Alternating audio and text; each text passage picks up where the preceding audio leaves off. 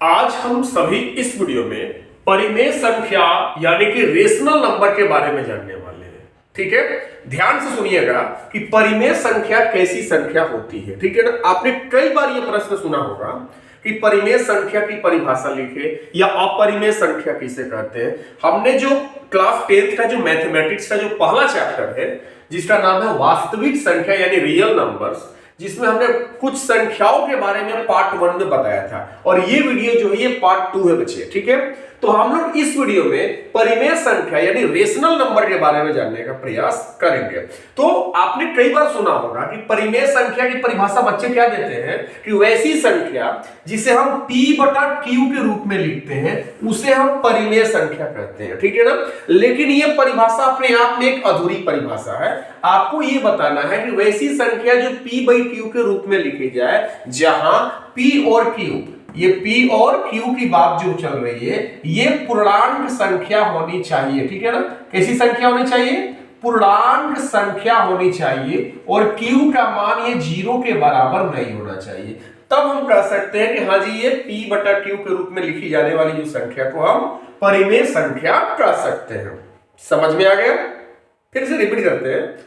वैसी संख्या, मेरे साथ भी बोलिएगा, वैसी संख्या जिसे हम p बाई q के रूप में लिखे जहां p और q कैसी संख्या हो? पूर्णांक हो और q का मान 0 के बराबर ना हो, तो हम ऐसी संख्या को कैसी संख्या कहेंगे? परिमेय संख्या कहेंगे। जैसे मैं आपके सामने कुछ उदाहरण दे रहा हूं, जैसे मैं कह रहा हूं 5/7। ठीक है ना, तो आप बताइए इसे हम p बटा q के रूप में तो लिख दिए हैं, सही है ना, इसे हम p बटा q के रूप में लिख दिए हैं। तो ये बताइए कि 5 और 7 ये पूर्णांक संख्या है कि नहीं है? आपको याद आना चाहिए कि पूर्णांक संख्या होती क्या है। आपको मैंने बताया था 0 से आगे बढ़ेंगे तो 0, 1, 2, 3, 0 से पीछे आएंगे तो -1, -2, ये सारी संख्याएं कैसी संख्या है? पूर्णांक संख्या है। तो आप जरा नोट करें यहां पर कि 5 और 7 पूर्णांक संख्या है कि नहीं है?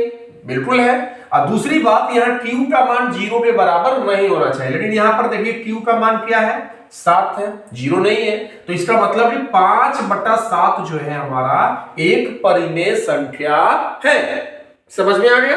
फिर से रिपीट करते हैं कि वैसी संख्या जो p बाई q के रूप में लिखी जाए जहां p और q कैसी संख्या हो? पूर्णांक संख्या हो और q का मान 0 के बराबर ना हो, तो हम ऐसी संख्या को परिमेय संख्या कहते हैं। कुछ और उदाहरण ले लेते हैं, एक और उदाहरण ले लेते हैं। जैसे मैं आपके सामने रखता हूं कि यहां पर मैं ले लेता हूं कि 5, मैं सिर्फ 5 ले रहा हूं। ठीक है ना, और फिर मैं बोलूं कि क्या ये 5 परिमेय संख्या है? तो आप कहेंगे कि भाई ये p बटा q के रूप में है, तो p बटा q, तो इसमें तो बटा में नहीं है, लेकिन आपको याद आना चाहिए कि भाई 5 है तो इसके नीचे तो ऑलरेडी एक छिपा हुआ रहता है, क्योंकि 1 से 5 बार में तो कट ही जाएगा, तो 5 ही आंसर आएगा ना। तो 5/1 यानी कि p बटा q के रूप में आप इस 5 को लिख सकते हैं। तो अतः 5 भी हमारा परिमेय संख्या है। और यहाँ q का मान क्या है बच्चे? 1 है, जबकि यहाँ q का मान क्या नहीं होना चाहिए? 0 नहीं होना चाहिए। समझ में आ रहा होगा? q का मान 0 के बराबर नहीं होना चाहिए। अगर मैं आपसे कहूं कि क्या ये परिमेय संख्या है, अगर मैं लिख दूं कि 5/0 क्या ये परिमेय संख्या है, तो आप तो कहेंगे कि p बटा q के तो रूप में तो लिखा गया है और ये 5 और 0 ये दोनों पूर्णांक भी संख्या है, लेकिन आप इस चीज को देखिए कि q का मान 0 के बराबर नहीं होना चाहिए और यहां पर देखिए q का मान क्या आ गया? 0 हो गया, तो हम इसको हम परिमेय संख्या नहीं कहेंगे। समझ में आ गया? फिर से रिपीट करते हैं, बार बार रिपीट करेंगे। आज का जो इस वीडियो बनाने का मेरा उद्देश्य सिर्फ इतना है कि आपको परिमेय संख्या समझ में आ जानी चाहिए। ठीक है ना, वैसी संख्या जो p बाई q के रूप में लिखी जाए जहां p और q पूर्णांक संख्या हो और q का मान 0 के बराबर ना हो, तो ऐसी संख्या को हम परिमेय संख्या कहते हैं। अब मैं आपसे एक सवाल करता हूं, क्या 0 परिमेय संख्या है? बिल्कुल है, क्योंकि आप 0 को 0/1 भी दे सकते हैं। तो आप बताइए p बटा q के रूप में है कि नहीं? तो यहाँ q का मान क्या है? 1 है। अरे p का मान 0, तो उससे क्या मतलब है? हमको तो q बराबर 0 नहीं होना चाहिए, यहाँ पर तो q बराबर क्या है? 1 है। तो अतः 0 भी हमारा परिमेय संख्या है। अब आपको परिमेय संख्या के बारे में सारे बच्चों को समझ में आ गया होगा। ठीक है ना, अब हम कुछ और एक बात बताते हैं, ध्यान से आप हमारी बातों को सुनिएगा। आप परिमेय संख्या की एक परिभाषा इस आधार में बोल सकते हैं कि वैसी संख्या जो p बाई क्यू के रूप में लिखी जाए और जहां p और q पूर्णांक संख्या हो और q का मान 0 के बराबर न हो, तो ऐसी संख्या को हम परिमेय संख्या कहते हैं। ठीक है ना।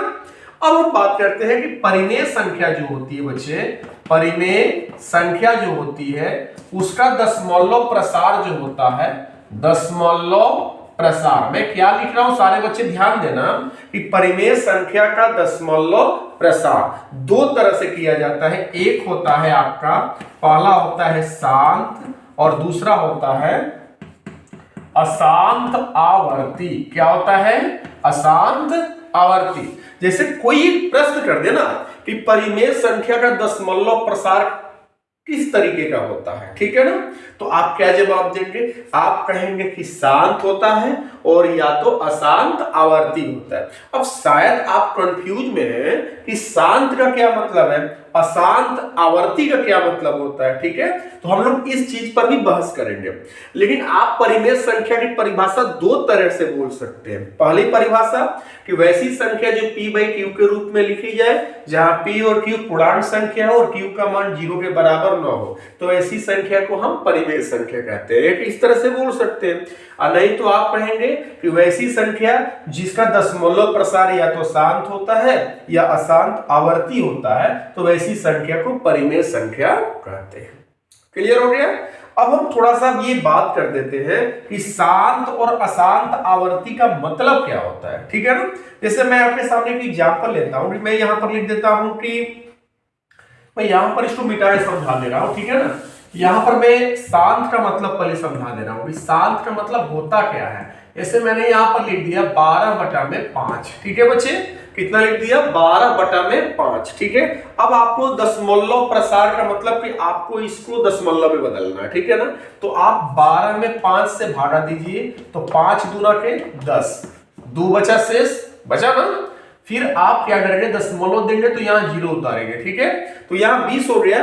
5 के पढ़ा 20 कितनी बार में आता है? 4 बार में। तो हम यहाँ पर 4 लिख देते हैं, 5 के 20। ठीक है, तो ये पूरी तरह से क्या हुआ? कट गया। ठीक है ना। इसका मतलब कि अब आगे अब जाएगा नहीं, तो आप इसको क्या बोलेंगे? शांत बोलेंगे कि अशांत आवर्ती बोलेंगे? आप खुद सारे बच्चे सोच लीजिए, समझदार हैं आप लोग। आप जब भाग देते हैं 12 में 5 से, तो पूरी तरह से ये कट गया, तो आप इसे क्या बोलिएगा? शांत बोलिएगा कि अशांत आवर्ती बोलिएगा? खुद से सोच के बोलिए, आप शांत बोलिएगा। ठीक है ना।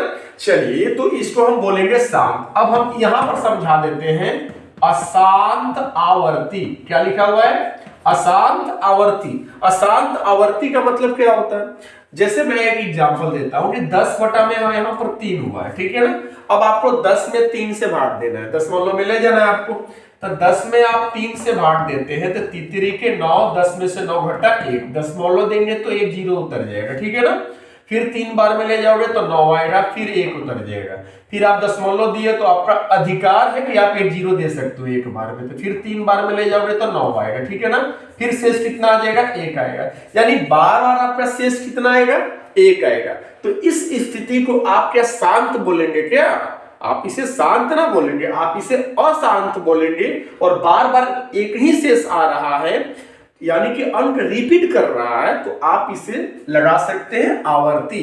तो आप इस चीज को बोल सकते हैं अशांत आवर्ती और इसको बोल सकते हैं शांत। आई होप कि आप सारे बच्चों को शांत और अशांत आवर्ती का मतलब समझ में आ गया होगा। ठीक है ना। तो शांत बच्चे, जब आप कोई परिमेय संख्या दिया रहे, आप उसे दशमलव में बदलिएगा और जब वो पूरी तरह से कट जाएगा तो आप उसे क्या बोलिएगा? उसे आप शांत बोल दीजिएगा। लेकिन जब आप भाग दे रहे हैं और चलता जा रहा है, तो आप उस चीज को क्या बोलिएगा? आप कह दीजिएगा कि वो अशांत आवर्ती है। ठीक है। चलिए, परिमेय संख्याओं का दशमलव प्रसार कितने तरह से होता है? 2 तरह से। नाम बताइए। पहला शांत और दूसरा क्या होता है? अशांत आवर्ती। और दोनों का मतलब आप लोग समझ में आ गया होगा। ठीक है ना।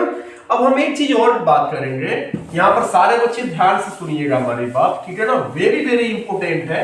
कुछ चीजें हैं जो कि जानना बहुत ही जरूरी है। ठीक है ना।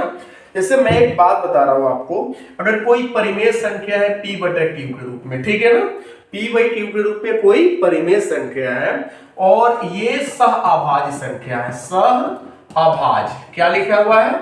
सहअभाज्य संख्या, मतलब इनका जो मासा है एक आता है, ठीक है ना, कोई परिमेय संख्या।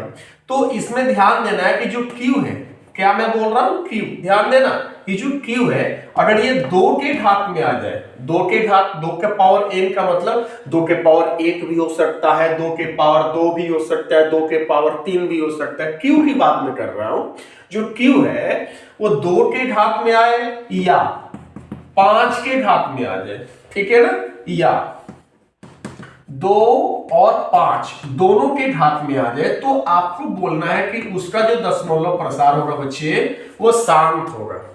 नहीं समझ में आया ना? समझ में आ जाएगा थोड़ी देर में। p बाई क्यू और ये दोनों का जो मासा होता है वो एक होता है, इसलिए मैंने यहां पर लिख दिया सहअभाज्य संख्या। तो इस स्थिति में जो q होता है बच्चे, q जो होता है वो 2 के घात में हो या 5 के घात में हो या 2 और 5 दोनों के घात में हो, तो आप उसे क्या नाम दीजिएगा? आप कहिएगा कि भैया उसका दशमलव प्रसार शांत होगा। बिना भाग दिए, बिना चेक किए आप मौखिक रूप से बता सकते हैं कि उसका दशमलव प्रसार क्या होगा? शांत होगा। अगर 2, 5 या 2 और 5 के घात के अलावा कोई और संख्या आ जाता है तो आप बोलना, अन्यथा मैं लिख देता हूं, अगर ऐसा नहीं होता है तो अन्यथा क्या हो जाएगा कि उसका दशमलव प्रसार क्या हो जाएगा? अशांत आवर्ती हो जाएगा। मतलब सारे बच्चों को समझ में ये आना चाहिए कि अगर p बाई क्यू में जो q है 2 के घात में आए या 5 के घात में आए या 2 और 5 इन दोनों के घात में आए, तो आपको क्या बोलना है? शांत बोलना है। अन्यथा अगर ऐसा नहीं होता है, 2 के घात में नहीं आता है, 3 के घात में आ जाता है, तो क्या बोलना है आपको? अशांत आवर्ती बोलना है। क्लियर हो गया? तो मैं कुछ आपके सामने उदाहरण लेकर आऊंगा जो कि मैं आपके सामने रखूंगा और आपको चेक करके बताना है कि ये शांत है कि अशांत आवर्ती। हम लोग भाग भी नहीं देंगे, ऐसे डायरेक्ट बताएंगे, ठीक है? तो आप इसे नोट कर लीजिए, वीडियो को पॉज करके, ठीक है ना? चलिए देखते हैं, कुछ क्वेश्चंस आपके सामने लाते हैं और आपको ये मेरी बातें याद आ रही होगी कि शांत कब कहलाएंगे और अशांत आवर्ती कब कहलाएगा, ठीक है ना? अशांत आवर्ती। जैसे मैं आपके सामने कुछ क्वेश्चन लेता हूं। पहला क्वेश्चन, मान लीजिए आपके सामने यहां पर लिखा हुआ है 5/16, ठीक है, और कोई आपसे पूछ रहा है कि भैया ये शांत होगा कि अशांत आवर्ती होगा, तो आप कहेंगे रुको हम भाग देकर बता रहे हैं, तो उसमें तो बहुत लंबा समय लग जाएगा।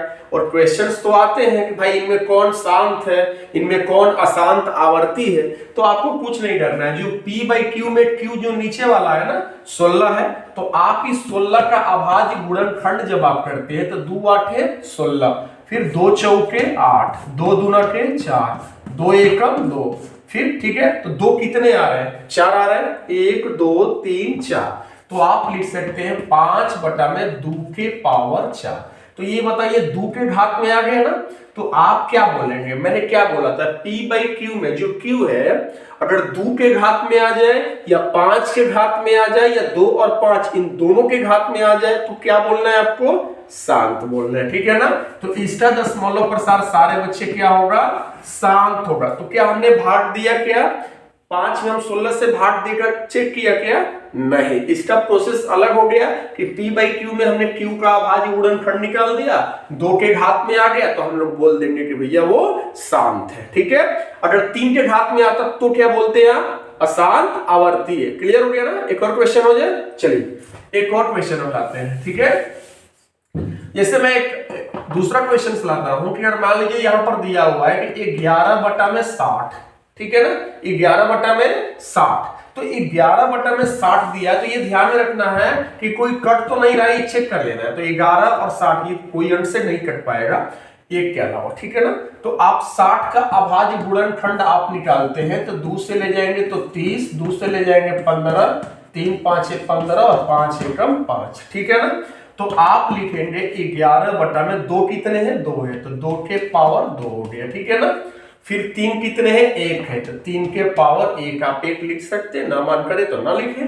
5 कितने हैं? 1, तो आप 5 के पावर 1 लिख सकते हैं। तो अब यहां पर बताइए आप क्या बोलिएगा कि इसका दशमलव प्रसार शांत होगा कि अशांत आवर्ती होगा? तो देखिए मैंने क्या बोला था कि अगर 2 के घात में आए तो भी क्या बोलना है, शांत।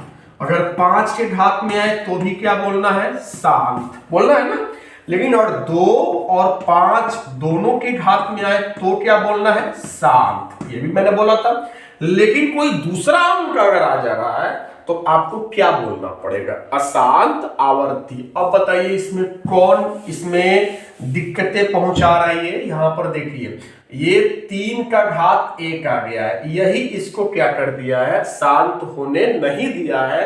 अब इसका दशमलव प्रसार बोलेंगे अशांत आवर्ती। ये 3 सारे बच्चे इसको डिस्टर्ब कर दिया। अगर 3 का पावर एरिया 3 ना रहता ना, 2 और 5 के घात में ही सिर्फ रहता, तो हम क्या बोलते हैं, शांत बोलते। लेकिन ये 3 के आ जाने से हम क्या बोलेंगे, अशांत आवर्ती।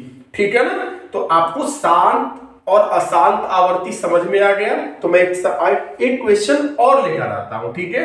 आप वीडियो को पॉज करके उतारना होगा तो उतार लीजिएगा, ठीक है ना। चलिए एक और क्वेश्चन को देखते हैं। जैसे मैं आपके सामने एक और क्वेश्चन लेकर आता हूं। जैसे मैं यहां पर लिखता हूं कि 13/100, ठीक है ना, तीसरा क्वेश्चन, ठीक है। अब आपको चेक करना है कि ये शांत है कि अशांत आवर्ती है। तो आप 100 का अभाज्य गुणनखंड जब आप निकालते हैं तो 2 से 50 हो जाएगा ना, फिर 2 से ले जाएंगे तो 25, 5 है 25 और 5 है 5 हो गया ना। तो 2 कितने हैं, 2 है। 5 कितने हैं, 2 है। तो आप इस चीज को कैसे लिखेंगे, 13/2 के पावर 2 लिखेंगे और 5 के पावर 2 लिखेंगे। अब आप ही बताइए, 2 और 5 के घात में आए तो आप इसे क्या बोलिएगा, इसे शांत बोलिएगा, ठीक है ना। तो आई होप कि सारे बच्चों को शांत और अशांत आवर्ती मैंने ठीक से समझा दिया, ठीक है ना। अगर ये वीडियो अच्छा लगा होगा बच्चे तो प्लीज इस वीडियो को लाइक करना और अपने दोस्तों को शेयर भी करना, ठीक है ना। बहुत बहुत धन्यवाद आप सभी का।